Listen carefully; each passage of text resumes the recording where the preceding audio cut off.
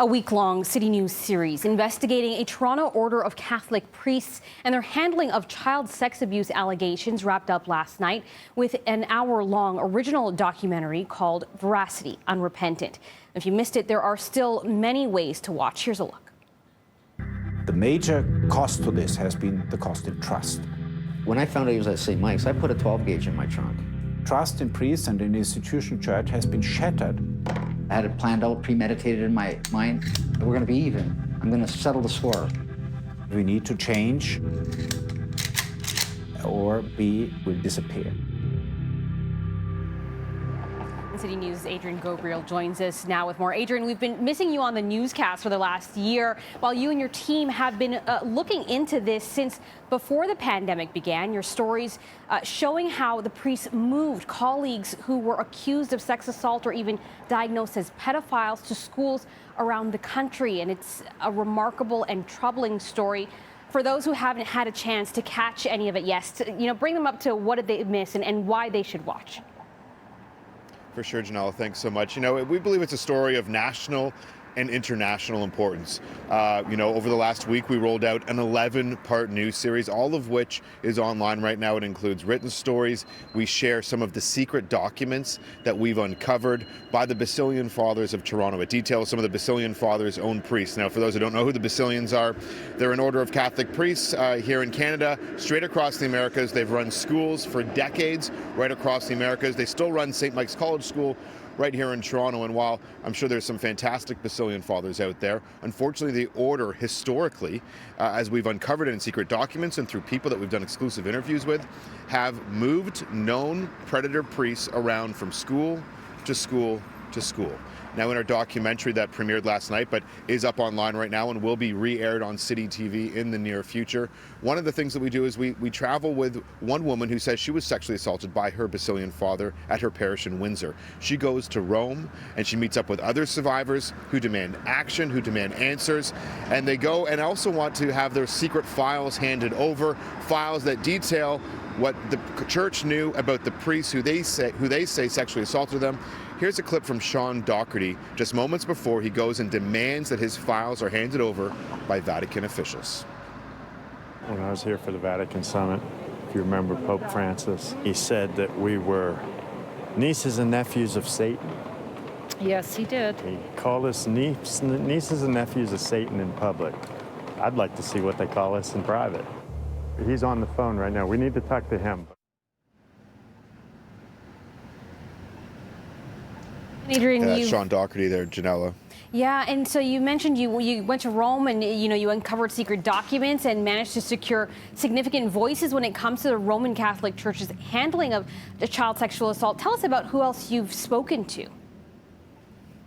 We got some great access through our news series and especially in the documentary. In our documentary, we sit down with pretty much, it's Pope Francis's right-hand priest when it comes to the child sexual assaults straight across the Roman Catholic Church, a Jesuit priest named Father Hans Zollner. He's pretty much the most credible voice when it comes to sexual assaults. We ask him some very direct, some very, deep questions about what the church has known, why they have acted the way they have, and he gives some pretty honest answers about the loss in trust, the loss in faith, and what it's going to take for the church to regain trust. We also sit down with a Vatican insider.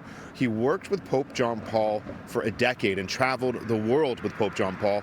Here's a clip from Robert Mickens telling us a little bit about what he learned through his decade inside the Vatican and pulling the veil back on some of these secrets. There was a canon lawyer who's since become bishop in Brazil, but he was working in the office for the clergy at the time, and that was at the time the office in the Vatican that was dealing with this. And he told me, we had lunch, and he said, what is this all about? What are these giving over these records to the courts and to the civil authorities? They should destroy those records. And I said, but that's against the law. I mean, they will go to jail and be fined seriously. And he didn't seem to think that was a problem. Now, Adrian, I understand that there's been quite a public response since since this investigation began airing. What are you hearing? We've actually heard from the Basilians. We petitioned and pleaded with them to sit down with us for an on-camera interview for months and months through their lawyer. They declined. On Sunday, about 6 days into our news series, just a couple days before the premiere of our documentary, they did reach out and they issued an apology for how they've handled this. They issued an apology to all survivors. Survivors I've spoken with say they hope that this is a first step towards meaningful action. Many want to see lists of credibly accused Basilian priests put out in public by the church, considering that they're still running schools in Canada, across the Americas. They're still being entrusted with the safety of children. And we've also, most importantly, Janella, we've heard from many people who are survivors who've been living in silence. One of the things we learned about this investigation, through this investigation rather, which is deeply troubling, is that survivors of clergy sexual assault, many times they think that somehow they did this to themselves, they did something wrong, they're somehow to blame, and so they live in torment and in silence for decades. I interviewed half a dozen survivors, and they lived in silence for anywhere from 20 to 55 years. So now to hear that our documentary is reaching people, they're reaching out to us,